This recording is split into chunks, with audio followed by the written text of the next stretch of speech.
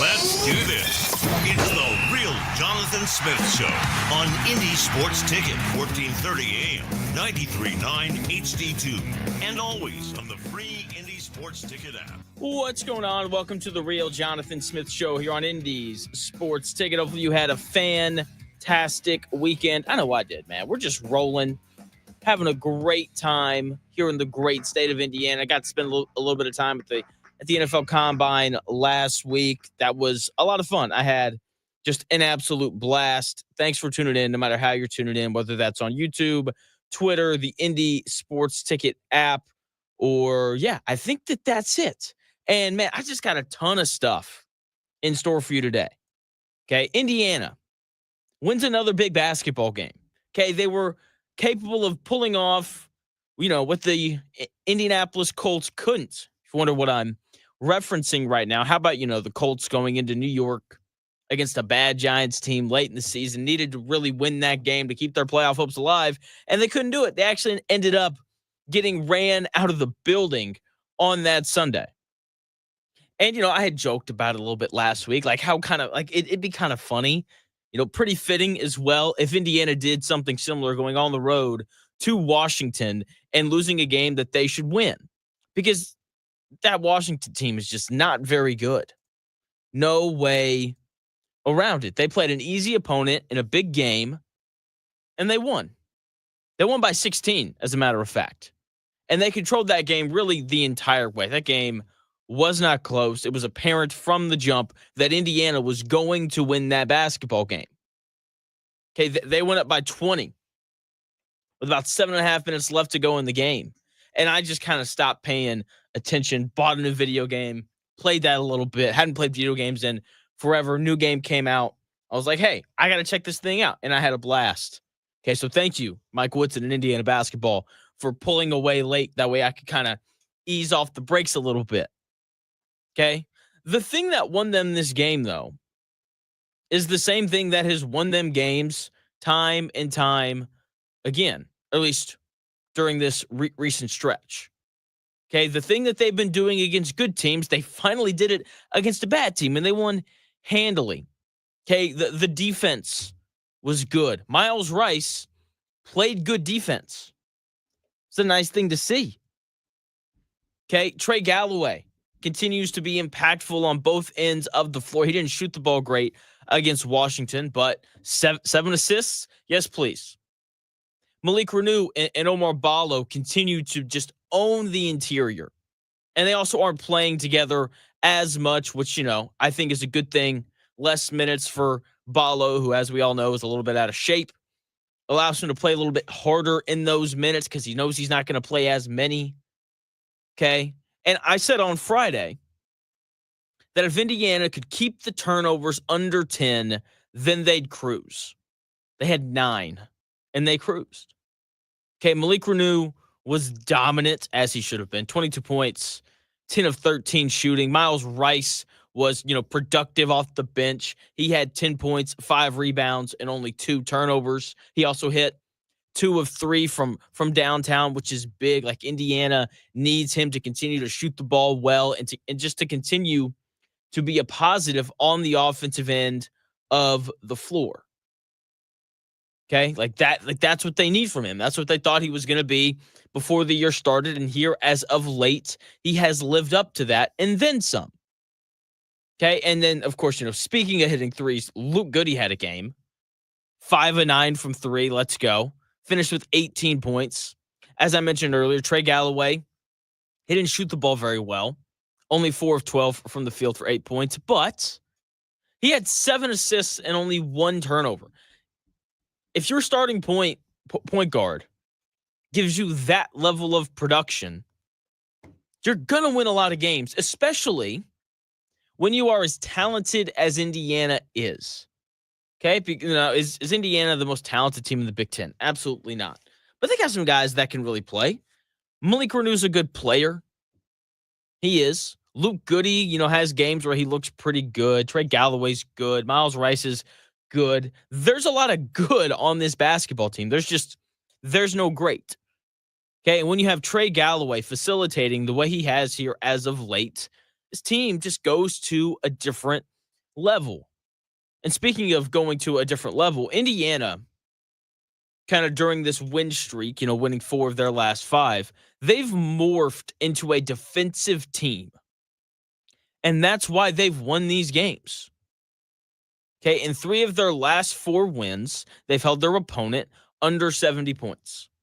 Against Penn State, they just shot the ball crazy well. Both teams did.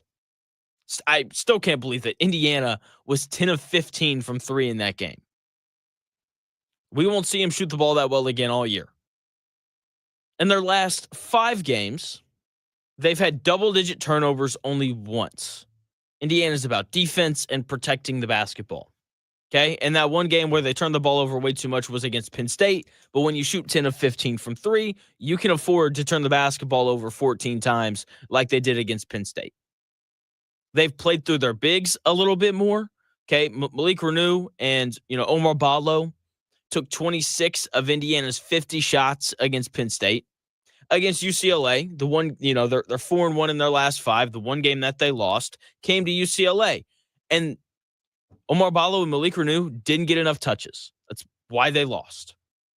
Against Purdue, Ballo and Reneau were a combined 12 of 14 from the field, and they shot 7 free throws. Malik Reneau didn't play against Penn State, but Omar Ballo owned that game. Okay, we all remember 8 of 14 from the floor, 12 rebounds, 5 assists.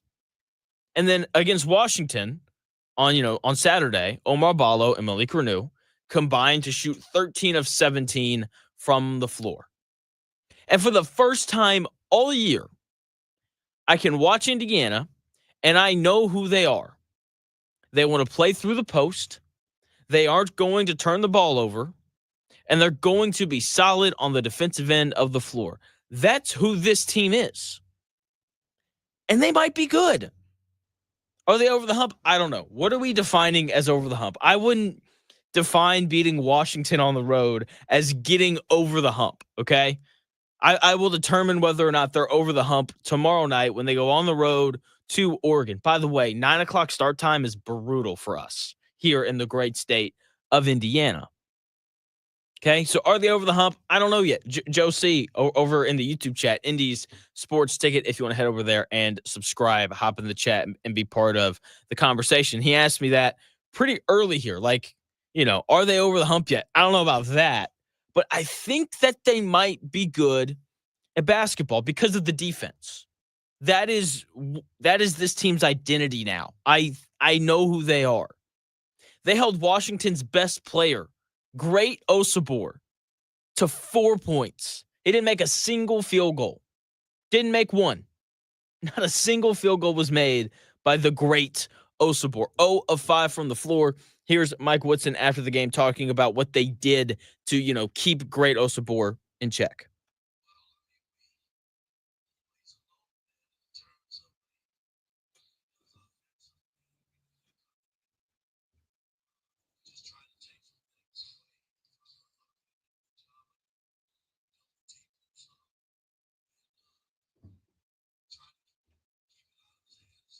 Hopefully you guys can hear that. I don't know if you can or not. If someone in the YouTube chat can tell me whether or not you can hear that audio. But basically, Mike Woodson talked about how they did a really good job of keeping the basketball out of Great Osabor's hands. Okay, yep. He just said, Josie, thank you. Okay, you guys couldn't hear that. Pretty much Woodson, pretty short, pretty sweet, just saying that, they did a really good job of keeping the basketball out of Great Osabor's hands. Okay, which is important, right? Like the easiest way to keep the opponent from scoring is to make sure that their best player doesn't have the ball. Makes a lot of sense to me. And I have to raise this question. Does Great Osabor have to change his name? Are we going to start calling him like Bad Osabor, or the one that I like a little bit more, I Can't Score Osabor? That one rhymes. I feel like he should have to change his name to I Can't Score after, not making a shot from the field and being, and only scoring 4 points. Or maybe it's I Can Only Score 4 Osabor. I don't know. These are just ideas. Are they good, though? Is Indiana good at basketball? That is the question that is being asked. And I think it's a fair question. Okay? I think this is the best they've looked consistently over a 5-game stretch all year. Okay, like this is the best that they've played. Like they've looked good 5 games in a row. We haven't been able to say that about them this year. Okay, like the one game that they lost to UCLA, they still played well. You know, they just had some problems getting Malik Reneau and Omar Ballo enough touches. Okay? Like they haven't looked this good over a 5-game stretch all season, and this is one of the tougher parts of their schedule. You know, so one could say that, they're peaking at the right time and all that jazz. I don't know about that, okay? Like if you were to ask me what is Indiana's ceiling, I don't think this is like a Sweet 16 team. I don't. Um, maybe my mind will change on that after tomorrow night. Like I think that Indiana is good. It's kind of where I find myself. I think that Indiana is good at basketball, but I'm not 100% sure that they are good at basketball. Now, if they beat Oregon on the road tomorrow night, once again, 9:00, brutal, I'll be sold. I will be completely and totally sold on Indiana being good if they can win that game on the road at a good Oregon team's place tomorrow night. Okay, now, can they win this game? They can absolutely beat Oregon tomorrow night. Okay? They can absolutely beat Oregon tomorrow night. Okay? Because if you can win in East Lansing against a good Michigan State team, then you can beat Oregon on the road. The question is if they will. They're going to be underdogs. When I was, getting ready for the show last night, I was trying to find a line, any line, and I couldn't find one. I'm going to double check right now to see if that line for tomorrow night has come out yet. But I would assume that Oregon's going to be favored by like 7.5, somewhere in there. Like this is a good Oregon basketball team. Do you remember how we were talking about Oregon at the start of the season? I mean, just people were just ranting and raving about how great Oregon basketball is. And, they're pretty good. They've fallen off a little bit. That line for tomorrow night still not out quite yet, but hopefully it will be soon. So, tough game tomorrow night. They need to win it. If they win it, I will be bought in. Okay, this is another tough test for Indiana. Okay, and they're more than good enough to win this game, but they've been more than good enough to win a lot of the games that they've played this year. The issue is like they haven't played up to their full potential. And here, as of late in these last 5 games, we've seen them do that more and more consistently. They have to win this one. If they do, then I will feel pretty great about them going dancing in this great month of March. And if they make the NCAA tournament, it'll be the first time in a decade that Indiana has made the NCAA tournament 3 times in a 4-year stretch. A decade. That's crazy, man. You just know that Mike Woodson hates himself for resigning. I mean, like you know that he does. Because here's what's happened, and I'm probably going to do a little more on this tomorrow. But Malik Reneau has come back, and Indiana's just been better. Like they have another guy who they can give the ball to, and he can go score. Okay, and it just makes everyone's life a little bit easier. Like you aren't asking Miles Rice and Trey Galloway to score the basketball as much as they were earlier in the season, and then they pressed, and then they weren't very good. Okay, Malik Reneau coming back, I think, has just made things easier on everybody else. And that's a big deal. I don't know about you, but I like it when people make things easier on me. I'm going to go play pickup basketball tonight, and I usually don't play on Monday nights. But the guy who asked me to come play is a good player, and he's going to be on my team, and he's just going to make things easier for me. And so it's nice. And that is what Malik Reneau has done for this team. He's come back. He's been their best player, and hopefully that continues. Purdue, man, no one beats Purdue 5 times in a row. Purdue doesn't lose 5 games in a row. It's just not allowed. It just doesn't happen. Okay, they finally snapped their losing streak. They finally got back to their roots, the thing that helps them win basketball games. I'm going to tell you what that is when we come back here in about 4 minutes.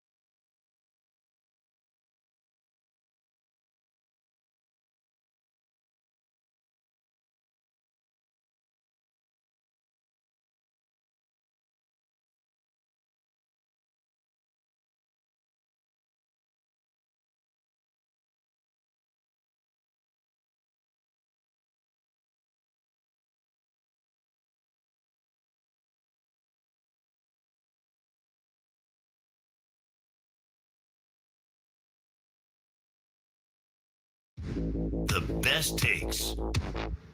Maybe. The Real Jonathan Smith Show on Indy Sports Ticket 1430 AM, 93.9 HD2, and always on the free Indy Sports Ticket app. What's going on?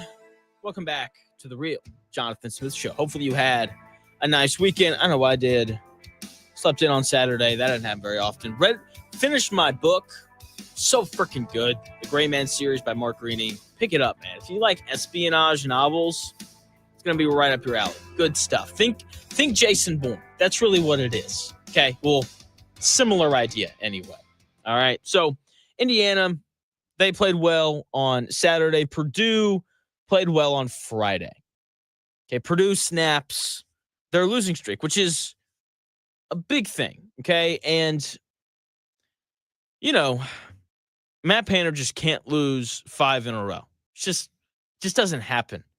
Okay, and, you know, one thing that's different about my wife and I are our tolerances for eating the same food. Okay, so like I could eat the same thing every day for breakfast, lunch, and dinner. Like I've had the exact same thing for breakfast every day for the past like 7 months, and I have not wavered. There has been no exception.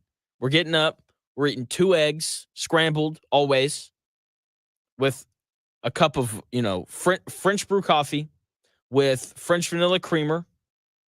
Okay, a thing of Greek yogurt, vanilla flavored, and a vanilla protein shake. Okay, I like vanilla. Don't know why. I just do. All right. My wife, though, she can't do that. Okay. Also, I could eat the same thing for lunch and dinner every single day. My wife and I, we sit down on Saturdays and we run through what we're going to eat every single week. And for me, I'm just like, can we like have what we had last week? Like, it was really easy to make. It tasted good, all that kind of stuff. And my wife was like, no, we can't do that because I can't eat the same thing again. And, you know, like she can eat the same thing because we pre-make our lunches for the week. She can eat the same lunch, 4 days in a row. But 5 days in a row, it's tough for her. Just like Matt Painter. He can lose 4 in a row, but 5, not going to happen. He's just too good of a coach, right? And he is, and let's just be honest, like when we talk about this Purdue roster, right? He's just got too many good players to lose 5 games in a row in a Big Ten conference that's good, not great. Okay, like UCLA, that's a good team. That is a good team. Mick Cronin, youngest active coach with 500 wins. The guy's a good coach. He's got some good players. But they just aren't as good as Purdue is. Like Purdue finally got back to the stuff that allowed them to win games earlier in the season. They finally got back to the things that had them ranked as high as 7th in the country. Now, look, let's just be honest. Like Purdue is not the 7th best team in the country. That is not what I'm saying at all. Okay? But what I am saying is they forced 14 turnovers against UCLA. Okay? They scored 15 points off of those turnovers. And Purdue only turned it over 9 times. Like this is what won them games earlier in the season. Okay? And because they forced, 5 more turnovers than what they had against UCLA, they ended up taking 2 more shots than UCLA did. Okay? They also shot the crap out of the ball. I wouldn't bet on them shooting 11 of 22 from 3 again, but they were due for some sort of explosive shooting night, right? Because they've kind of struggled from beyond the arc over their past few games, or at least their games before UCLA. Braden Smith went crazy.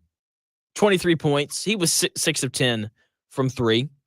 Trey Kaufman-Renn continues just to be uber dominant. 11 of 15 from the floor. It's like, give him the ball in the block. He's going to go through your chest. And if that doesn't work, he's going to use his left elbow to create a little bit of space. And then he's going to hit some sort of right-handed flip shot. Okay, yeah, he was 11 of 15 from the floor. He had 29 points.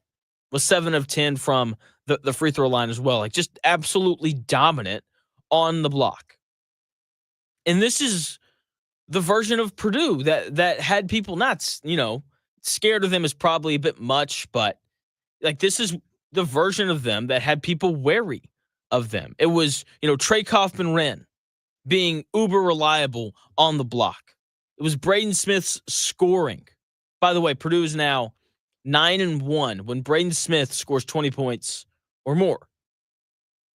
And they played great defense in that game against UCLA. They forced a ton of turnovers.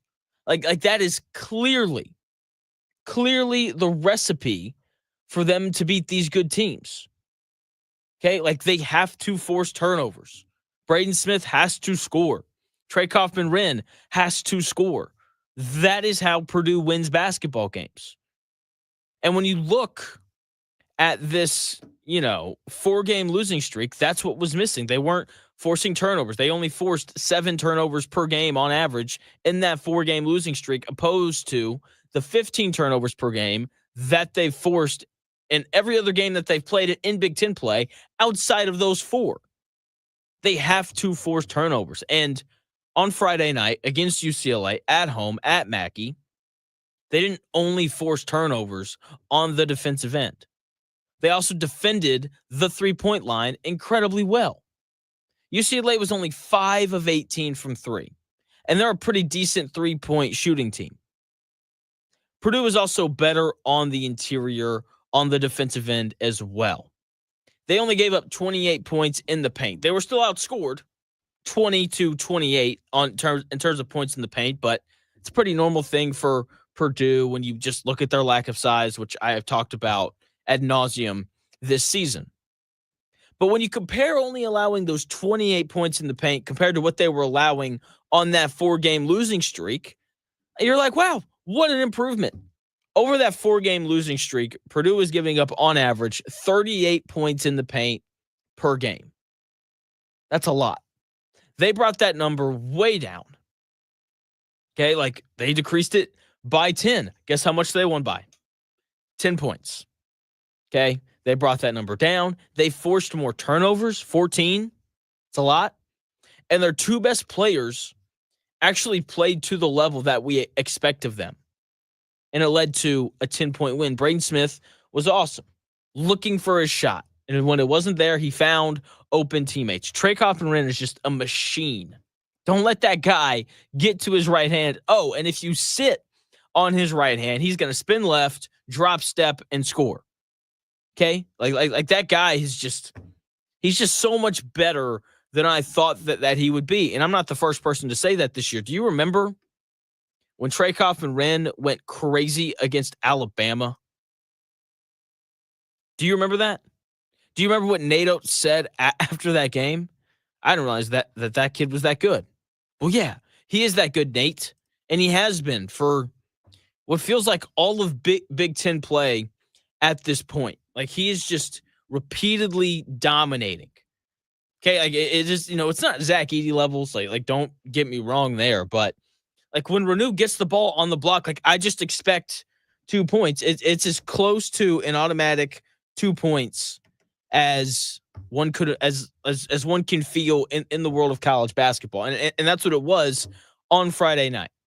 When he got the ball, I was like, oh, Purdue's getting a bucket right here, and it's probably coming from Trey Kaufman-Wren. Okay, and if this continues, if Trey Kaufman-Wren continues to be dominant, if Braden Smith can continue to score a whole bunch of points, if they can continue to force turnovers, and if they can continue to keep teams out of the lane, then they're going to continue to win games. Now, that's a lot of ifs. That's like 5 ifs, okay? Which is why I don't know if they might be a Sweet 16 team. I don't think they're an Elite 8 team, just because so many things have to go right in order for them to win. But this is a good team. They are a good team. They've gotten out of their little funk. And, I expect them to continue to win some games. Speaking of winning games, Deebo Samuel got traded. He won a lot of games in San Francisco. And when Deebo Samuel got traded to the Commanders for a 5th-round pick, the reaction felt incredibly justified. People were surprised. I saw tweets like the Cowboys gave up a 4th-round pick for Jonathan Mingo. Did the 49ers get fleeced? See Fitch, who listens. He tweeted at me as soon as it happened. A fifth. I saw another one say, like, why didn't the Colts give up a fifth-round pick for a great wide receiver? Everyone was very surprised by this move. And I was at first. It's like, geez, Deebo Samuel only getting a fifth-round pick for him? Then I jumped into his numbers. And I now have to ask the question, was he a great receiver or was he overrated? Like, did he just play for the 49ers and they won a lot? And so people thought he was better than what he actually was? Because, like, after, like, sitting down and looking into it, he's a little overrated. Okay? I think, like, legitimately think that Deebo Samuel was a little bit overrated. I think he got the Kyle Shanahan bump. Like, this guy hasn't been as productive as everyone thinks that he has. And he's getting older. Okay? Did you know that Deebo Samuel has never had a season with 80 receptions? Did you know he's only had one season where he went for over 1,000 yards receiving? He's never had 10 touchdown receptions in a season. That's how you say that. He's had 3 years with 9 drops or more. That's a lot. I was surprised when I read all of those things, by the way. Okay, and it's not like it's not like he's been injured a ton. Okay, like, so far through 6 seasons, he's played 15 games or more in 4 of the 6. And the other 2, one of them, he played 13 games. And in his second season in the league, he only played 7. So he's really only had 1 year where he has missed a significant amount of time. And so I was looking through all of his numbers, and I was just like, he hasn't had, statistically, let's put that on the front end of this. Statistically, like, Deebo Samuel just hasn't been that great. For comparison, in 5 seasons, Michael Pittman Jr. has more 80 reception seasons than Deebo Samuel does. He has 3 of them. Deebo Samuel only has 1. The 2 seasons where Michael Pittman Jr. didn't have 80 or more receptions was his rookie year, where he didn't play as much as he does now, and this year, where his starting quarterback for the majority of the season only completed 48% of his passes. Michael Pittman Jr. has more 1,000-yard receiving seasons than Deebo Samuel does. He has 2 to Deebo's 1. Michael Pittman Jr. has more 800-yard receiving seasons with 4 to Deebo Samuel's 3. And by the way, Deebo Samuel has been in a better offense with a better quarterback situation compared to what Michael Pittman Jr. has had in terms of coaching and quarterback play. Now, Michael Pittman Jr. doesn't have any 10 receiving touchdown seasons either. But despite playing 1 less season than Deebo Samuel, he only has 4 less receiving touchdowns than Deebo. Oh, but Deebo Samuel played running back. That's why his receiving numbers were down. Yeah, he played some running back for the 49ers, and it wasn't really even that often. He had the 1 year where he had over 50 carries. That's it. Every other game is, every other year it's like, he may take a toss sweep twice a game, but he's not getting real legitimate snaps at running back outside of that 1 season. Okay, the Colts didn't need Deebo Samuel. Everything he does, Josh Downs can do. Did you know that after 2 seasons in the NFL, Josh Downs has as many 70 reception seasons as Deebo Samuel? Did you know that Josh Downs has more seasons with 65 receptions or more than Deebo Samuel? Also, once again, Deebo Samuel's played 6 years in the NFL. Josh Downs has only played 2. Deebo Samuel, after 6 years, only has 3 seasons where he recorded 750 receiving yards or more. Josh Downs, after 2 years, already has 2. Deebo Samuel, he's a little bit overrated. He's a good player. Don't get me wrong. Tough, will run over the middle of the field. All those things. I think he's going to help the Washington Commanders, but I'm just not convinced that he's going to be like this great addition that, like, takes Washington over the top. I'm not convinced that if he'd come here to Indianapolis that he just would have made this team so much better. All right, especially coming off of a season where he posted by far the worst year of his career. When you take out the 1 year that he played only 7 games, Deebo Samuel had statistically the worst year of his career this season. Deebo Samuel posted a career low in receptions. He only had 51. That's not very many. He had 670 receiving yards. That's the second lowest mark of his career. He only had 421 yards after the catch, which is kind of his thing. It's the lowest mark of his career. He only had 3 touchdown receptions this season. That's the second lowest mark of his career. He's clearly not as good as he was 3 years ago. Okay? He's 29. He's on the back end of his prime. Okay? So he might have a good year left, maybe 2. And here's the question. Do you really want to pay Deebo Samuel $17.5 million? Because that's what he's owed this year. Coming off the worst year of his career, do you also want to bring him in knowing that he's going to want to sign another big extension? And the answer to both of those questions has to be no. I don't think anyone wants to do that. So if you're a Colts fan and you're like, geez, like a 5th-round pick, Deebo Samuel's not worth a 5th-round pick. Yeah, he's not.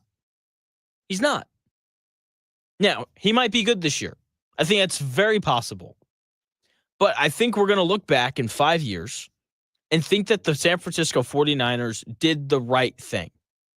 We'll look back and be like, you know what? Thanks to Chris Ballard for not giving up a 5th-round pick for Deebo Samuel.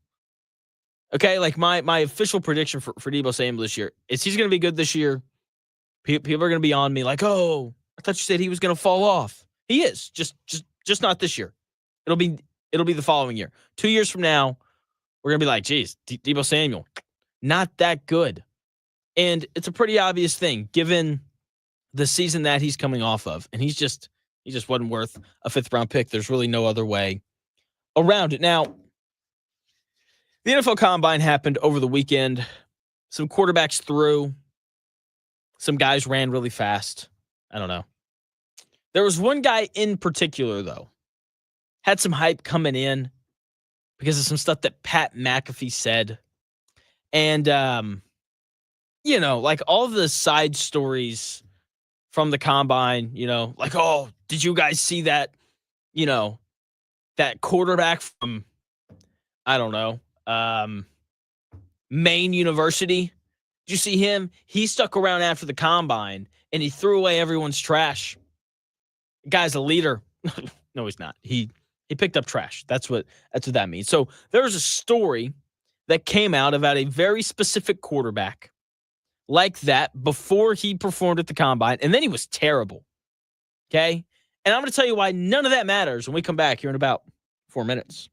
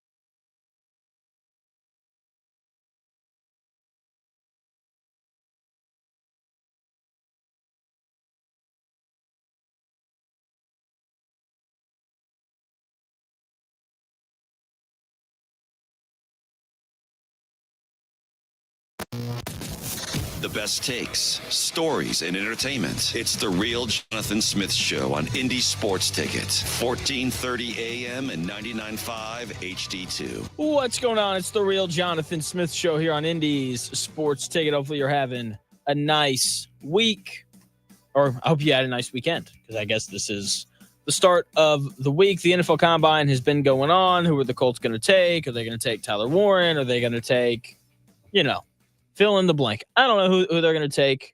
I'm at a point where to say that I don't care would be wrong, but I don't know. I just want them to draft a good player, a guy who can step in and make some sort of immediate impact. I'm also of the opinion that, the Colts I think there's a pretty decent chance that they draft a quarterback. I think that that's a real possibility for them. Just because, when you look around the free agent market, who are you going to get? Daniel Jones, Jameis Winston? Come on. Let's be for real here. There's no quarterback available on the market that the Colts can go and sign and be like, yes, legitimate competition is here. It's just not an option for them. And not because there aren't guys available, but because those guys don't want to come to Indianapolis. So I think we're going to see the Colts draft a quarterback. Maybe it's the third. Maybe it's in the third round. Maybe it's the fourth round. Maybe it's the fifth round. I don't know. But I think we are heading towards the Colts drafting a quarterback. Okay? How far away is the draft? I really don't know. Let's find out. How many days?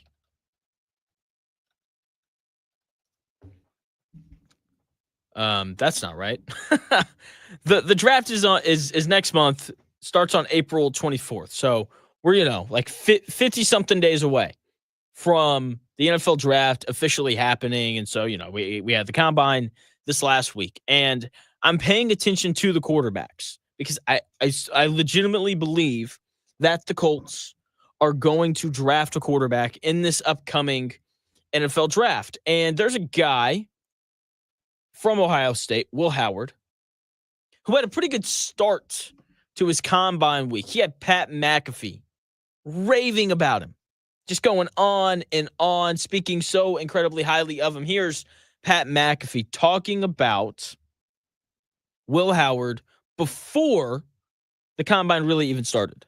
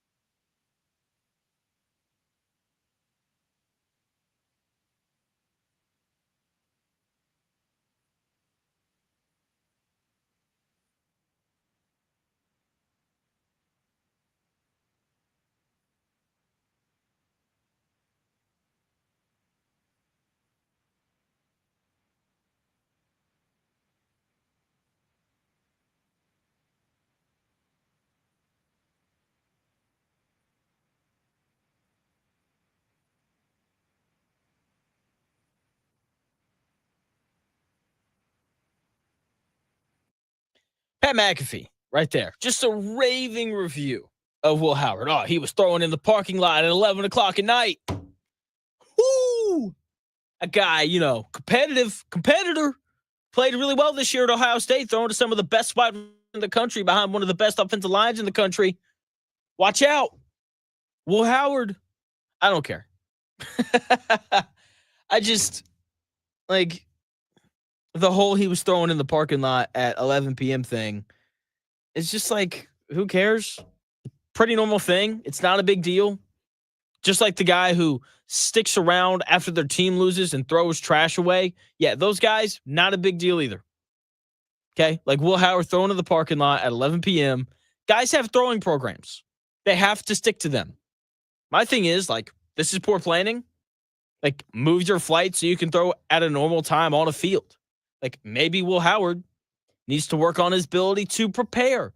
If he can't schedule a flight at a normal time, then why should I think that he can read a defense? I don't know. One seems way simpler than the other. That's a joke, by the way. Just to be clear. All right. Seriously, though. Seriously. I saw people overreacting to that Pat McAfee story. Oh, what's the difference between him, Cam Ward, and Shooter Sanders? Oh, man. Will Howard, he should be a first-round pick. Absolutely not. Okay, third, fourth, fifth round, that's where Will Howard should go. Colts, if he's on the board, take him. I don't care. Okay? But this whole thing is, seriously, come on now. And then the narrative flipped pretty quickly. Right? And this is the part where I defend Will Howard. Because he stunk throwing the football during those quarterback drills. I mean, missing high, missing low, overleading guys, throwing the ball too far, not putting enough air underneath some of his deep balls. By the way, you know who didn't struggle at all while throwing the football during these drills? Quinn Ewers. He looked pretty freaking good. My thing is, though, who cares? The combine, irrelevant is not the right word, but it feels irrelevant. Okay? Will Howard just tore up some of the best defenses in all of college football. He won the national championship. Who cares if he missed some throws at the NFL Combine, which couldn't be further from real football, by the way. It's dudes running around in tights. Also, who cares if he's doing his throwing program in a parking lot at 11 p.m.? Who cares? Seriously. Why they do all these drills, I don't understand. The combine should just be all of the testing stuff. Okay? Run the 40, do the broad jump. Okay? If it was me, I wouldn't do any of the extra throwing stuff because they have tape on you. I would just show up, I'd run, a 4.6 40. I'd broad jump 12 feet. I'd show off my 48-inch vertical leap. Okay? Seriously, I still firmly believe that Jalen Milroe should have had them bring out a basketball goal during the combine, and he should have just thrown down some sick dunks. Because if he'd done that, his draft stock, straight up. Okay? That's what happened to Anthony Richardson. People were kind of wary, I don't know, dude's pretty raw. And then we saw him throw down some dunks at a Nike facility. Everyone's like, oh my gosh, we got a dude at quarterback. Seriously, though, why do the extra stuff? You aren't there if you don't have good tape. And that's ultimately what should matter. The tape should matter way more than running routes on air. Okay, Will Howard, good player. If he's available in the fourth round and the Colts took him, I wouldn't be upset. I think that'd actually be a pretty solid pick because I think that dude's competitive. Okay, and we've seen him have success in college football. He's also played a lot of college football. It's part of why I like Quinn Ewers, 21 years old. He started 36 games in his college career. That's a lot of football to have been played. Okay, for reference, that's 3 times the amount that Anthony Richardson had played when he came out of college football, he came out into the NFL draft at the age of 21.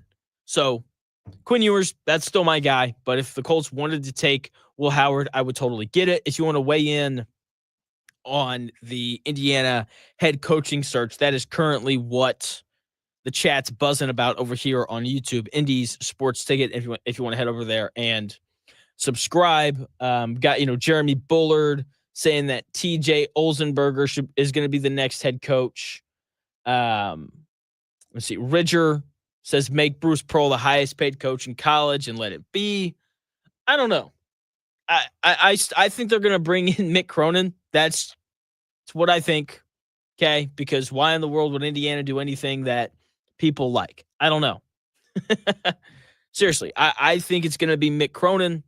I don't think it'd be a bad hire. The youngest coach, I believe he was the fastest coach to ever reach, or the youngest coach to ever reach 500 career wins. I think that's impressive.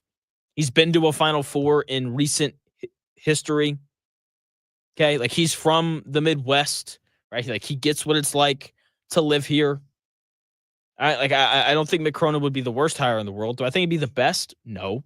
Like the idea of Bruce Pearl coming here sounds amazing, and I know he used to coach at some Division II school here in the great state of Indiana, but he's not leaving Auburn. It's not happening.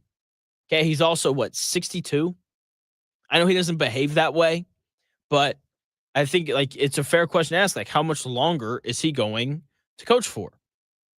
Seriously, like that is a beyond fair question to ask about him. Whenever we talk about the future of Indiana basketball, I'm just glad people finally moved off of let's bring in Brad Stevens, because they were not going to bring in Brad Stevens. Like that was never, ever, ever going to happen. Okay, it wasn't. So wait, we'll see what they do. Once again, I don't care who they bring in. I just want someone who's nice enough to come on my show and Dan's show.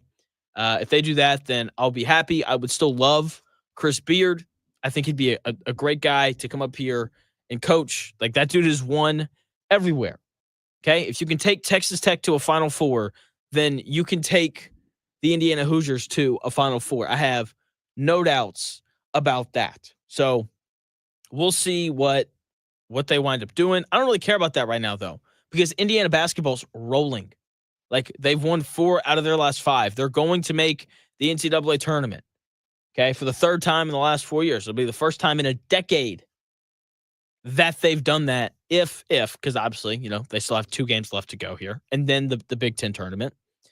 If they do that, then like it's not a big deal because it's Indiana, but it'll get them a little bit closer, if that makes sense. To kind of feeling like the old school Indiana basketball. So can't wait to see kind of who Indiana winds up hiring. Also can't wait to see what the end of this season looks like, because they just continue to play well. And, like despite everything else going on, they've found a way to remain focused and to continue playing hard and playing well. Malik Renew coming back is a big deal. He's just, I think, really helped elevate this basketball team. We saw that again when they played Washington. He had another dominant performance. So we're going to talk about, Indiana's win over Washington. I also want to touch on Tyrese Haliburton. He made history over the weekend. Okay, the NBA been around a really long time, and Tyrese Haliburton became the first player ever to reach a specific mark. I'm going to tell you what that is when we come back here in about 4 minutes.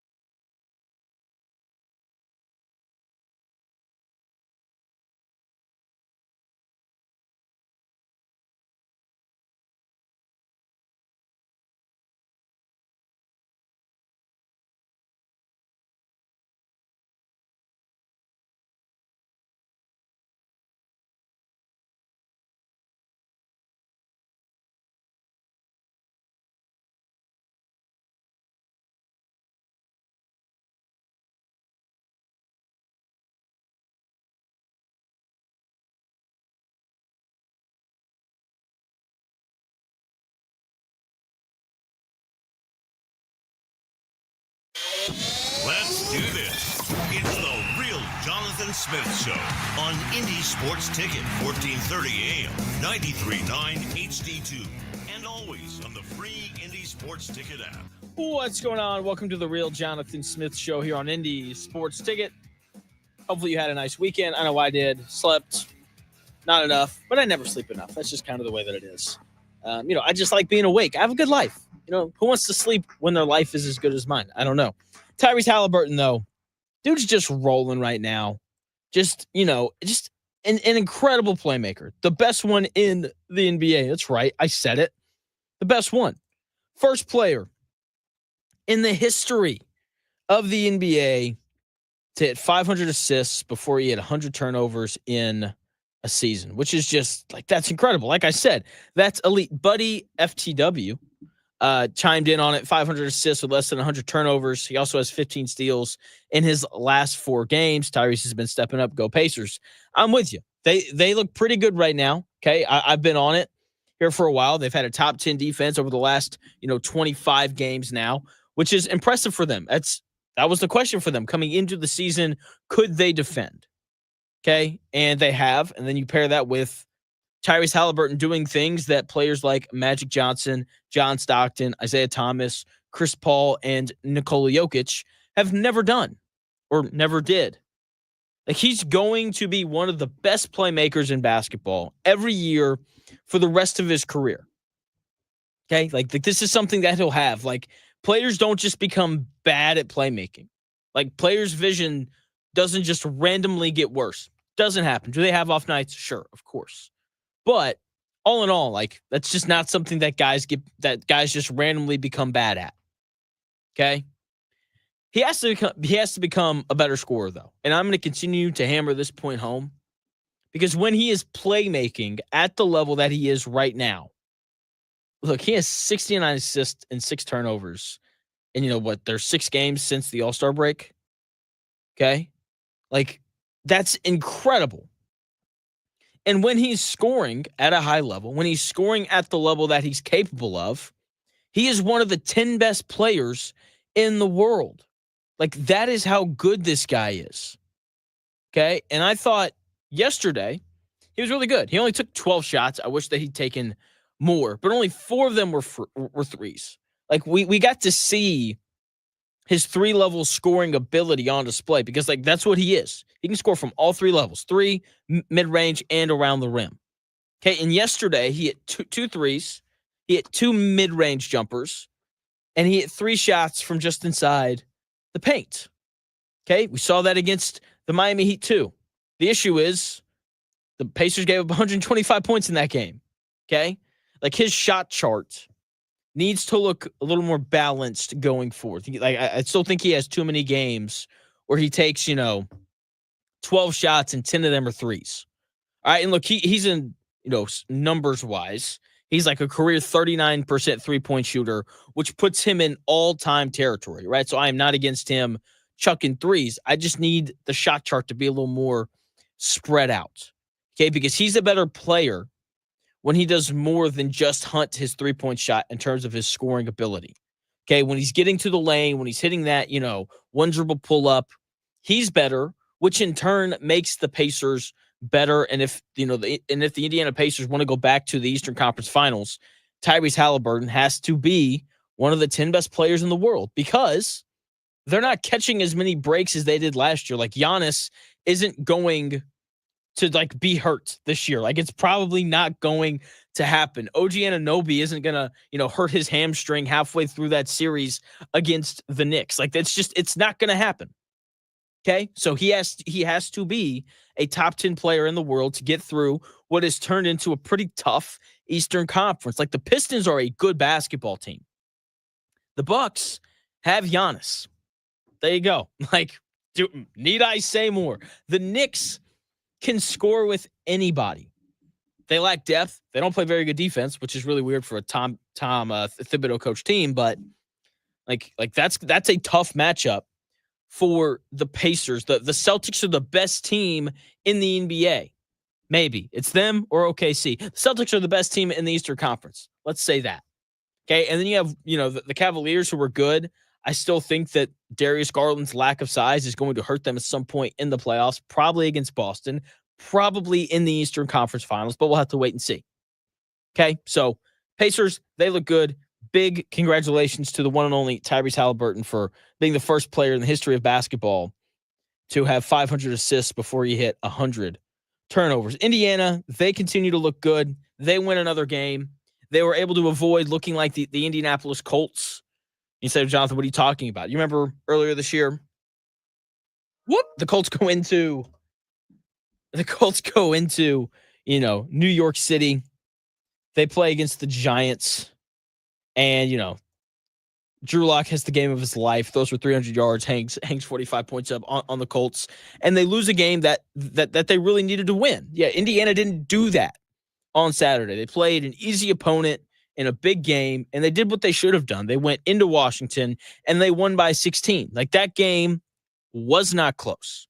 They controlled it pretty much the entire way. They went up by 20 with about 7.5 minutes left to go in the second half. I stopped paying attention. I was very thankful. I don't play video games a ton, but one of my buddies was like, hey, bro, you should check this game out. And I was like, all right. So I bought it, and then I'm not hooked, but I'm pretty close to being hooked. So I played that. So shout out to Mike Woodson and those guys for pulling away there in the second half so I could play my game. But the thing that's won them games here as of late, they continue to do against a bad team, and they won handily. Miles Rice played good defense. Trey Galloway continues to play well. Malik Reneau and Omar Ballo continue to own the interior. They also aren't sharing the court as much together, which has been the proper adjustment from Mike Woodson. I said on Friday that if Indiana could keep the turnovers under 10, that they would cruise. They only had 9, and they cruised. Okay, Malik Reneau just continues to be dominant. 22 points on 10 of 13 shooting. Like, are you kidding me? Those are like Trey Kaufman-Wren numbers. Miles Rice was once again productive off the bench. 10 points, 5 rebounds, only turned the ball over twice. Okay, also hit 2 of 3 threes. Like, Indiana needs him to continue to produce in that way. Speaking of hitting threes, Luke Goody. Nice game. 5 of 9 from 3. Finished with 18 points. Okay, Trey Galloway, a guy who's been so important for Indiana here as of late. He didn't play his best game. He didn't shoot the ball great. Was only 4 of 12 from the field. Only scored 8 points, but he only had 7 assists and he only had 1 turnover. Like, that's good. Like that's the production that you need from your 5th-year point guard. Okay? Like, Indiana has morphed into a defensive team. That is their identity. That's why they've won these games. Okay, they've won 4 of their last 5, and 3 of those 4 wins, they have held their opponent under 70 points. Against Penn State, they gave up 78, but thankfully Indiana shot 10 of 15 from 3. I still can't believe that they did that. And it's not going to happen again, but, they shot 39% from 3 against Washington. So who knows? Maybe it will. Okay, but in their last 5 games, they've defended much better. Okay, they've had double-digit turnovers only once. That was against Penn State. But once again, Indiana shot 10 of 15 from 3, so it didn't matter.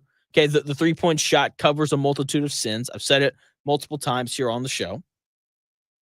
Okay, they've also played through the post a little bit more. Like, they've just kind of slowed the game down. Malik Reneau and Omar Ballo are the focal points of the offense. Okay, Reneau and Ballo took 26 of Indiana's 50 shots against Michigan State. Though they are the focal point. Against UCLA, the game, in these last 5, once again, they're 4-1 in their last 5. The one game they lost was against UCLA, and Omar Ballo and Malik Reneau did not get enough touches. That's why they lost. Against Purdue, Ballo and Reneau were a combined 12 of 14 from the field, and they shot 7 free throws. They played through them. And even when they aren't like catching the ball on the block and being asked to go score, they're setting a ball screen for Miles Rice or Trey Galloway. Like, they are directly involved in what feels like every action that Indiana is running. Okay? And part of why this is happening is because Malik Reneau is finally healthy. Okay? And then, of course, against Penn State, Malik Reneau doesn't play, but Omar Ballo owned that game, 8 of 14 from the floor, 12 rebounds, 5 assists. Also, while I'm talking about the big guys, how about Big Pasty? Closing out the first half, getting fouled, making a free throw. We love it when Big Pasty grabs some minutes off the bench. It's great. Against Washington, Omar Ballo and Malik Renew, what'd they do? Oh, they just combined to be 13 of 17 from the floor. Malik Renew, once again, dominated that game. He had 22. Okay, and it's nice. Like, I can sit back, I can watch Indiana play basketball, and I know exactly who they are. This is something that I've talked about all year. Okay, like Purdue, like I know who they are. I'm going to talk about them coming up here in about 9 minutes, and I'm going to say all the things that I've said about them all year. They have to force turnovers. Trey Kaufman-Renn has to continue to be dominant, and Braden Smith has to score the basketball. Like, that is who they are. Okay, they are very Braden Smith and Trey Kaufman-Renn dependent, and they're a little small, so they have to force turnovers. That's who they are. With Indiana, I know who they are now. They want to play through their bigs. They aren't going to turn the ball over. And defensively, they're going to be good. Like, that is how they're going to win games. That is who this team is. And because of that, I can now say that I think that they're good. They held Washington's best player, Great Osabor, to 4 points. He didn't make a single field goal. Not a one. Didn't make one. And here's Mike Woodson after the game talking about how they were able to limit Washington's best player, Great Osabor. Never mind. That's not playing for some reason. I don't know. Anyway, Mike Woodson basically talks about how they did a very good job of not letting him catch the basketball. Okay? And, look, after a 4-point performance, I think I have to ask the question, does Great Osabor have to change his name? Can we change his name to, like, Bad Osabor? I don't know. I don't think that's very good. What if we named him, like, I Can't Score Osabor, or I Can Only Score for Osabor? I don't know.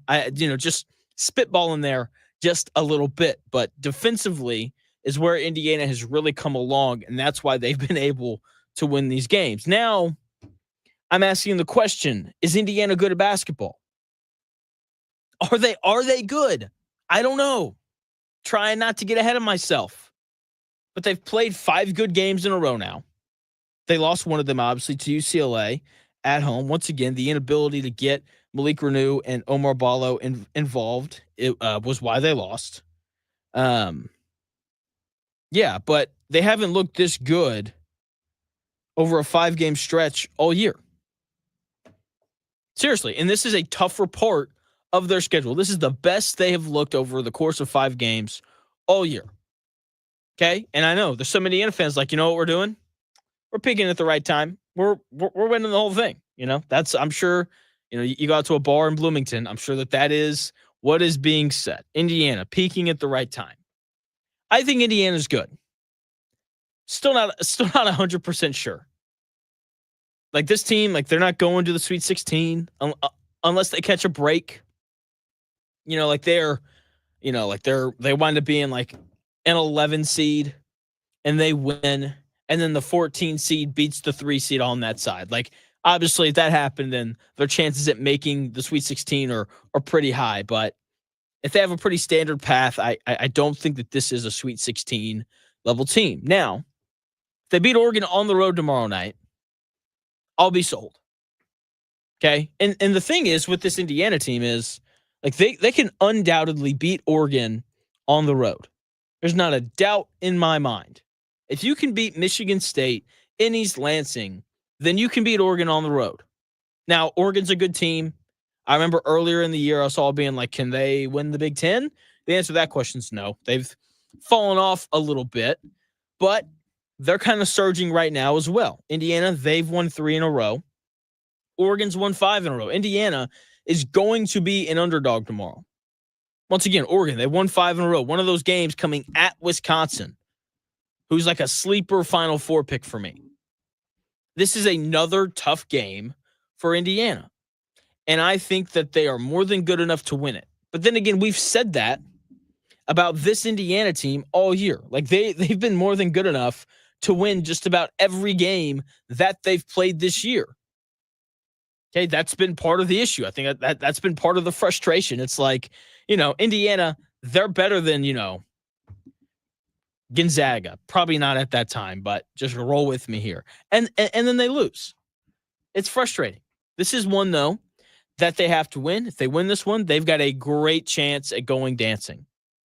Okay? Even if they lose to Ohio State, right? Because this would be another good win for them. Now, if they win both, they beat Oregon and Ohio State to close out the season, then they're making the NCAA tournament. And if they do that, it'll be the first time in a decade that Indiana has made the NCAA tournament 3 times in a 4-year stretch. Pretty impressive, especially from a guy in Mike Woodson who has been asked to resign or asked to retire. My bad. My bad there. Misstepped with my words. But, this team, they just continue to play better and better. And you know that Mike Woodson hates that he said that he would resign at the end of the season with the way that they're playing right now, because I think he'd be coming back. If he makes the tournament, then I think that they would have brought him back for one more season because, as I've said multiple times, when it comes to Mike Woodson, teams just like universities don't like to fire alumni. They don't. That's just a simple reality of it. But when we come back, speaking of alumni coaching at their former school, Matt Painter snapping the losing streak. No one beats Purdue 5 times in a row. It doesn't happen. My thoughts on Purdue snapping their losing streak when we come back here in about 4 minutes.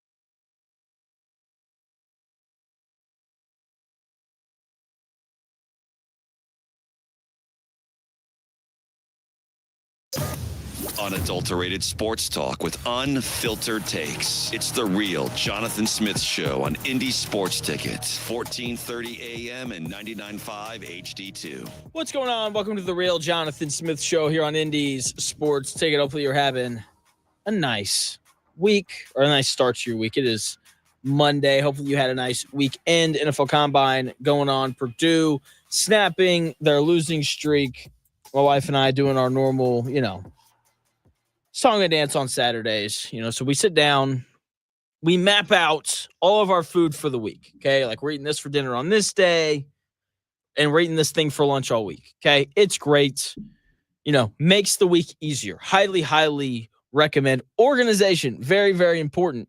The thing though, about this conversation that my wife and I have every week is that like our tolerances for eating the same food are just vastly different. Okay. Like I could eat the same thing every day for breakfast, lunch, and dinner. Okay. I've had the same thing for breakfast every day for like the last 7 months. Coffee, eggs, 2 of them scrambled, Greek yogurt, and a vanilla protein shake. Okay. Same thing for breakfast every day for the last 7 months. I could eat the same thing for lunch and dinner every day. I know this because I lived on my own for over a year, and that's basically what I did. Okay, it was a heavy rotation of chicken and cheese, quesadillas, tacos, and breakfast for dinner. Heavy, heavy rotation. My wife, love her to death, do anything for her, obviously. She can't do that. Like she can't eat the same thing. Like she struggles to eat the same thing 5 days in a row. Like after day 4, she's sick of it. Just like how Matt Painter, after losing 4 in a row, he's sick of it. And he's like, I can't lose 5 in a row. Just can't happen. And it makes sense because Matt Painter's a good coach and he has too many good players on his team to lose 5 games in a row. Okay. UCLA, that's a good team. Mick Cronin, future head coach of Indiana basketball. He's out there in LA doing his best before he comes down, or I guess comes east to Bloomington. But they just aren't as good as Purdue. Purdue finally got back to what got them wins earlier in the season. They forced 14 turnovers against UCLA. They scored 15 points off of those turnovers. Purdue only turned the basketball over 9 times, and because of that, they took 2 more shots than UCLA did. It didn't matter that they got, crushed on the boards. Okay? So they forced turnovers. They also shot the crap out of the ball. I mean, no matter who you're playing, if you shoot 11 of 22 from 3, you're probably going to win. That's what Purdue did. Okay? Like they shot 11 of 22 from 3. That is just an exceptionally high number. And, if they do that the rest of the year, then they probably won't lose. But so they shot well as a team. Braden Smith was a large part of that. He went crazy. 23 points. He was 6 of 10 from downtown. Trey Kaufman-Renn continues to be dominant. Okay, he was 11 of 15 from the floor. Finished the game with 29 points. Okay, this is the version of Purdue that got them ranked 7th in the country at one point earlier in the season. Okay, Trey Kaufman-Renn, reliable on the block. He's gone, in my opinion, I think he's gotten better since then too. Braden Smith, scoring the basketball. By the way, Purdue, they're now 9-1 when Braden Smith scores 20 points or more. Okay, so those 2 guys have to be great. And then you pair it with the defense where Purdue forces a whole bunch of turnovers. Okay, when you go back to that 4-game losing streak, they're only averaging like 7.5 turnovers per game. When you look at the rest of Big Ten play, they're averaging closer to 15 turnovers a game. That is clearly the recipe for them to beat teams. Force turnovers, okay? Have Braden Smith play well, and have Trey Kaufman-Renn play well. When they do those 3 things, they have a chance to beat anyone in the country. Okay, and then when you look at their performance against UCLA, it wasn't just that they forced turnovers on the defensive end. They defended the 3-point line well. UCLA was only 5 of 18 from 3. They're like a decent three-point shooting team. They're shooting, 35 or 36% from three going into that game against Purdue. Like, that is a solid shooting basketball team. And Purdue was like, nah, you're going to shoot 5 of 18. Sorry about you. Okay, Purdue on the interior defensively, something that I've had to talk about quite a bit this year, right? I feel like I've hammered home just the lack of size that Purdue has. Every time I talk about Purdue, that seems to be the thing that comes up. They were better on the interior defensively in that game. They only allowed 28 points in the paint. That's good. Like that is a good number for Purdue to be at. Because when you go back and you look at that 4-game losing streak, they were giving up 38 points in the paint per game on average. Okay? They brought that number down. They forced more turnovers. And their two best players played like they were the two best players on the floor. And that led to a 10-point win against UCLA. Okay, and if this continues, right, if they continue to play this well defensively, if they can continue to force turnovers, and if Braden Smith and Trey Kaufman-Renn can both continue to score the basketball at good, efficient clips, then they can beat anyone in the country. Okay, no other way to say it. Okay, Purdue, good basketball team. A lot of things have to go right for them, which is why I'm a little hesitant to put them in, like a Sweet 16 whenever I make my bracket. Well, that's soon. Like, we're making brackets soon, which I can't really wait for. Deebo Samuel, he was traded over the weekend. People were surprised when he got traded. Not that he got traded, but just how little he went for. It's like Deebo Samuel to the Commanders for only a 5th-round pick. That's it. And the reaction felt justified when I saw it. People were surprised. Not that he got traded, just how little he went for. I saw some tweets like the Cowboys had to give up a 4th-round pick for Jonathan Mingo. Jonathan Mingo's not as good of a football player as Deebo Samuel. C. Fitch, who tunes into both my show and the Dan Dockett show, which you can listen to from noon to 3, he tweeted at me. He was like, a 5th, all caps. I saw a tweet that said, like, why didn't the Colts give up a 5th-round pick for a great receiver? And I've seen people surprised by this. Once again, I was surprised at first as well. Then I jumped into his numbers because there's always a why. Like, why did he go for so little? Why was Deebo Samuel a guy that, fans think is really good? Why did he only go for a 5th-round pick? And after looking, I think Deebo Samuel was a little overrated. Okay, like his numbers, not that great. Okay, I think he got, part of the Kyle Shanahan bump. Okay, like he hasn't been as productive as everyone else thinks. And he's getting older, and he's taking a lot of hits. Did you know that he's never had 80 receptions in a season? And he's only had one season where he had 1,000 yards receiving. Deebo Samuel has never had a season with 10 receiving touchdowns. He has had 3 seasons with 9 drops or more. And just so you know, he's played six years in the NFL. Okay, and I was surprised when I read all of those things. Okay, it's not like he's been injured a ton either. He's played in 15 games or more in 4 of his 6 career seasons. And the other 2, he played 13 games in one, and he played 7 in the other. So he's really only had 1 year in his 6-year career where he has missed significant time. For comparison, I'm pretty tough on Michael Pittman Jr. Michael Pittman Jr. has better career numbers than Deebo Samuel. Michael Pittman Jr. has more 80 reception seasons than Deebo Samuel. He has 3 of them to Deebo Samuel's 0. The 2 seasons, throughout Michael Pittman Jr.'s career, because he's played 5 years in the league, the 2 years he didn't have 80 receptions or more were his rookie season when he playing time was a little spottier. And this year, where the guy who started the majority of games at quarterback for him only completed 48% of his passes. Michael Pittman Jr. has more 1,000-yard receiving seasons than Deebo Samuel does. He has 2 to Deebo's 1. Okay, Michael Pittman Jr. has more 800-yard receiving seasons with 4 to Deebo Samuel's 3.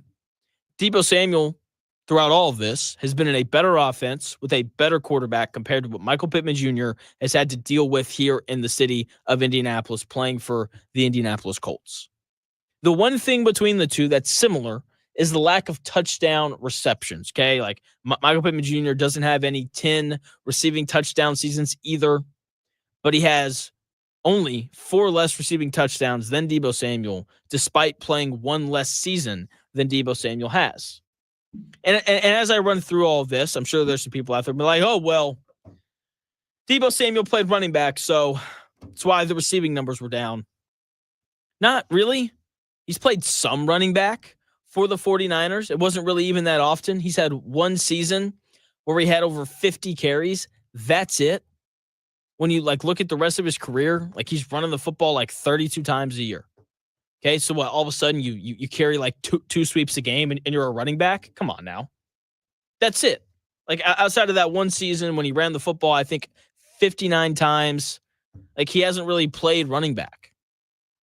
And in terms of the Colts, and their willingness to make trades and do these things, I know that there's this expectation for Chris Ballard to be a little bit more active just because he's on the hot seat. I'm kind of surprised that he didn't jump in on this. But the truth is the Colts didn't need Deebo Samuel. He's not a need. The Colts have a solid wide receiver room. They have more important needs than Deebo Samuel. Plus, everything he does, Josh Downs can do. Did you know that after 2 seasons in the NFL, Josh Downs has as many 70 reception seasons as Deebo Samuel? Did you know that Josh Downs has more seasons with 65 receptions or more than Deebo Samuel? Deebo Samuel, after playing 6 years in the NFL, has 3 seasons with 750 receiving yards or more. After 2 years, Josh Downs has 2. Okay, so Deebo Samuel, overrated, not as good as everyone thinks that he is. He's a good player. I think he's going to help the Washington Commanders.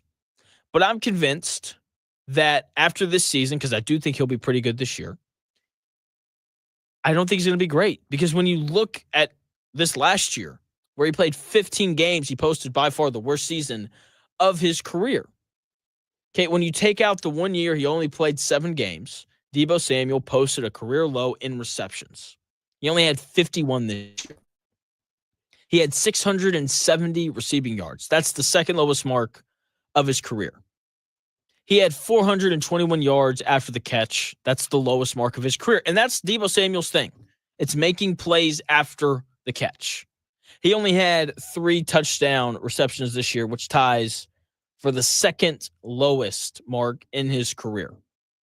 So he's clearly not as good as he was, which is normal because he's 29. That's the back end of your prime in the NFL.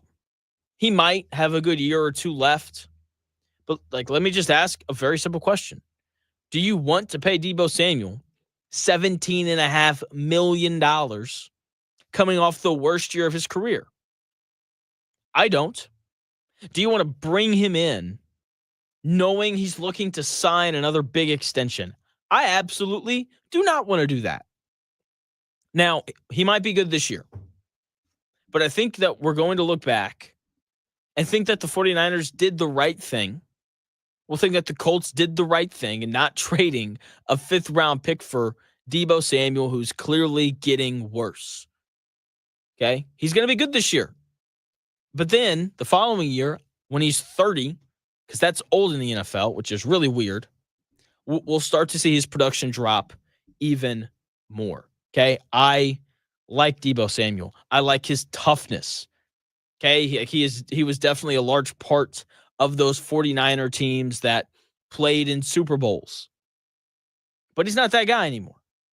And a 5th-round pick, when you factor in the contract and the age, a 5th-round pick is probably a fair price for an aging receiver who's, a gadget guy probably isn't fair.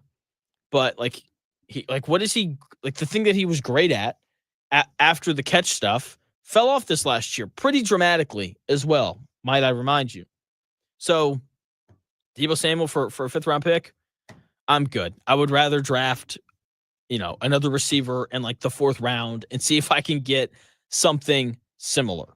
Okay, speaking of drafting guys, the NFL Combine happened over the weekend. There was a specific quarterback who, was built up leading into, his time to perform and do all the drills. And then he did not live up to that. I'm going to talk about that quarterback when we come back here in about 4 minutes.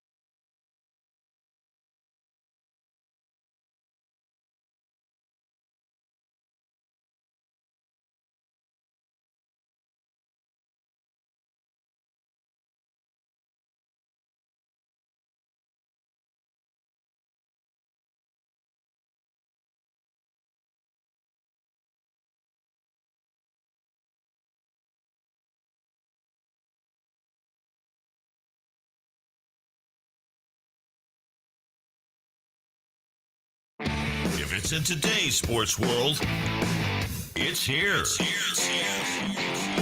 The Real Jonathan Smith Show on Indy Sports Ticket 1430 AM, 93.9 HD2, and always on the free Indy Sports Ticket app. What's going on? Welcome back to the Real Jonathan Smith Show here on Indy's Sports Ticket. Hopefully you had a nice weekend. I know I did. Just having a great time. And the NFL Combine was in full swing last week. I was there. Dan Dockich was there. It was just, a grand old time hanging out downtown at the Indiana Convention Center. And, there's one prospect going into, the Combine who, was talked up a little bit.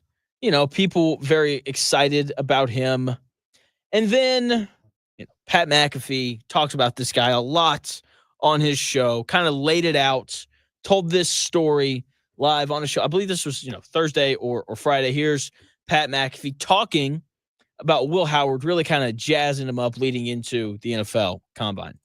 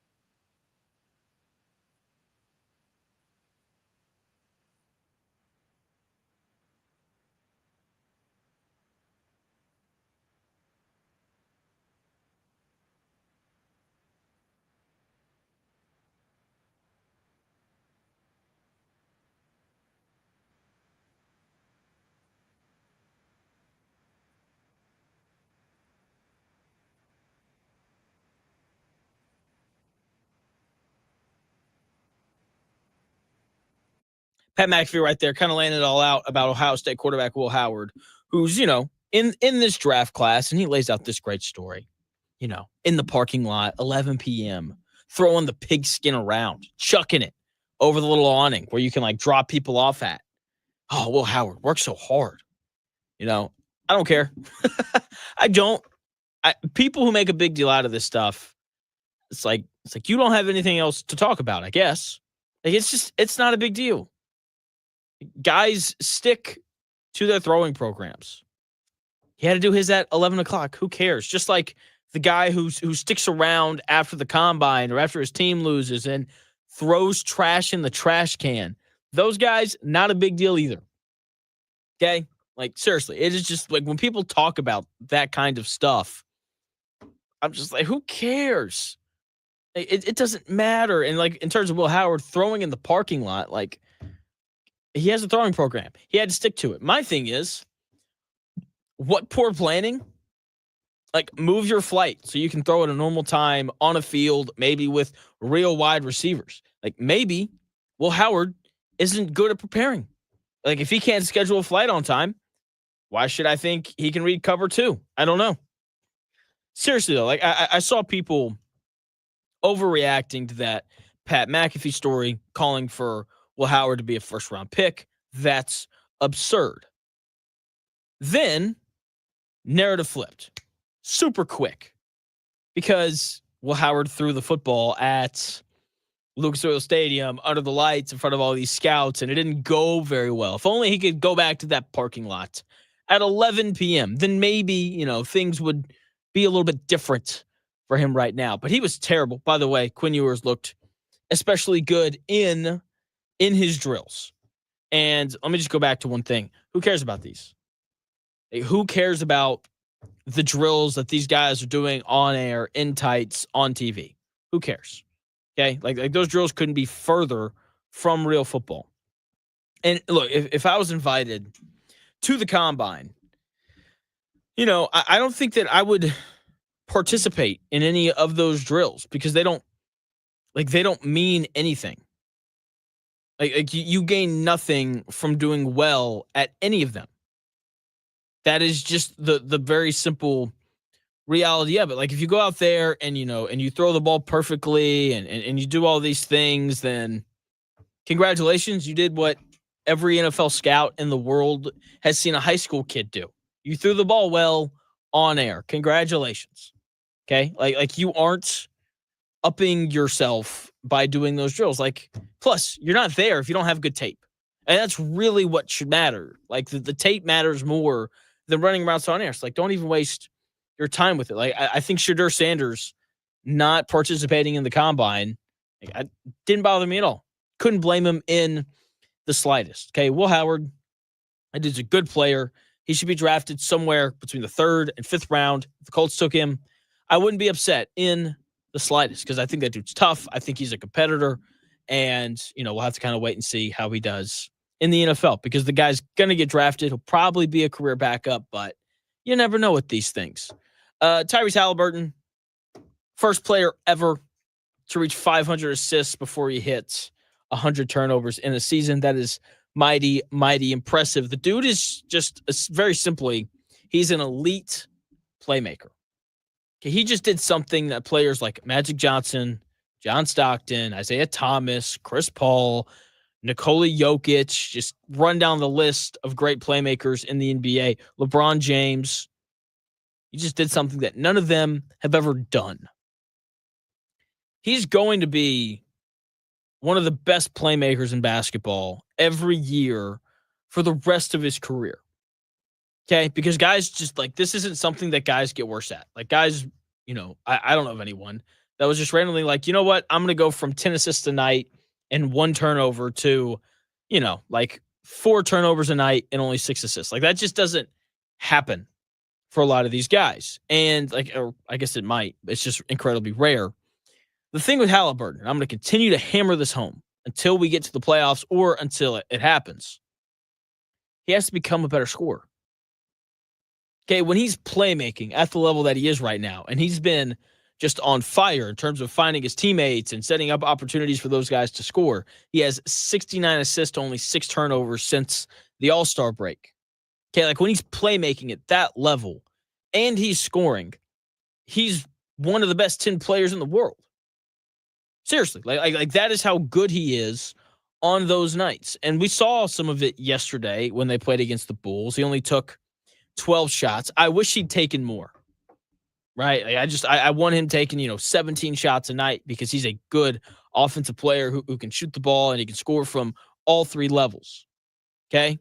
So yes, I wish he'd taken more than 12 shots, but I am glad that he didn't just chase threes, which he can do sometimes. Okay? Of his 12 shots, only 4 of them were threes. Right? That's a pretty good, I think, average for him. He hit 2 of them. Okay, he hit 2 mid-range jumpers. He hit 3 shots in the paint. Okay, like that is when Tyrese Haliburton's at his best, when the shot chart is just a little bit more spread out. Like this is a guy who could average 25 and 10 every night if he was just a little bit more aggressive with the basketball in his hands. Okay, and even though the Pacers lost to the Miami Heat, like we saw it in that game too. Just a nice looking shot chart where, because some nights Tyrese Haliburton, he'll take 10 shots, or he'll take 12 shots, and 9 of them are threes, and he'll hit 4 of them. It's like, that's great, man. But like, if you get into the lane a little bit more, you're going to score more, and the Pacers offense is going to be better. Like, I don't think it's a coincidence at all that the Pacers scored 127 points last night when Tyrese Haliburton only took 4 threes against the Heat. I don't have his exact numbers in front of me, but I think he took 12 shots, and I think only like 5 of them were threes, and one of them was like a half-court heave, okay? Pacers scored 120 points in that game. The issue is Duncan Robinson went nuts, and the Pacers gave up 125, something that they haven't done that much of this year. They just couldn't get enough stops. Okay, his shot chart needs to look more spread out going forward. It needs to look like what it did against the Bulls yesterday. Okay, he's a better player when he's doing more than just hunting for his three-point shot. Okay, like he's good enough to lead the Indiana Pacers back to the Eastern Conference Finals. He just has to look to score from all 3 levels. Okay, that is the very simple reality of what it is for Tyrese Haliburton, because when he scores from all 3 levels, the Pacers are better. Okay, and I'm Mr. Take a million threes a game. Okay, like I like watching Boston. I like watching Cleveland because they do that. By the way, Boston Celtics, still the best team in the East. I don't care that they lost to the Cavaliers the other night without Kristaps Porzingis. Anyway, Tyrese Haliburton, more than good enough to get the Pacers back to the Eastern Conference Finals. He just has to play like a top 10 player in the world. And that's going to be more important than it was last time because their schedule, man, like they're just not going to get as lucky as they did last year. So like, it's really that simple. Like it's not going to happen because, Giannis probably isn't going to miss the entire playoff series that they may have against the Milwaukee Bucks. If they end up playing the Knicks are just stellar on the offensive end. Not as good as they were defensively last year, but offensively, man, like they're going to be really tough. The Celtics are the defending champs, and they have everyone back. The Cavaliers are much improved. They're 50-10. Pretty insane, honestly. So Tyrese Haliburton has to go back to being that top 10 player in the world when he's on the floor, a level that he is more than capable of going to because we've seen him go to that level before, right? He just has to figure out how to do it a little bit more consistently. That's going to do it here on the Real Jonathan Smith Show. Thanks for taking the time out of your day to tune in. I appreciate it as always. Hopefully you enjoyed it as well. I'll be back on the air tomorrow from 10 to noon. I can't wait. Okay. I've got, some more Pacer stuff that I can't wait to dive into. Indiana, they play Oregon tomorrow night. We will preview that game. Not too sure when Purdue plays again, but I'm sure that we'll find a way to talk about Purdue and Matt Painter and more Boilers basketball. The Dan Dockett Show loaded up today. Todd Leary, Kent Sterling, an assistant coach from Oregon that played for the Pacers. I'm blanking on his name right now. So nice lineup for the Dan Dockett Show today. I'll be back on the air tomorrow from 10 to noon. The Dan Dockett Show from noon to 3. Once again, thank you for taking the time out of your day to listen. Make sure you head over to YouTube, subscribe to the Indies Sports Ticket YouTube channel. We're up. We are rolling over there. If you watch over there, you can also be part of the conversation. I'll talk to you tomorrow starting at 10 a.m. The Dan Dockett Show comes your way here in about 5 minutes.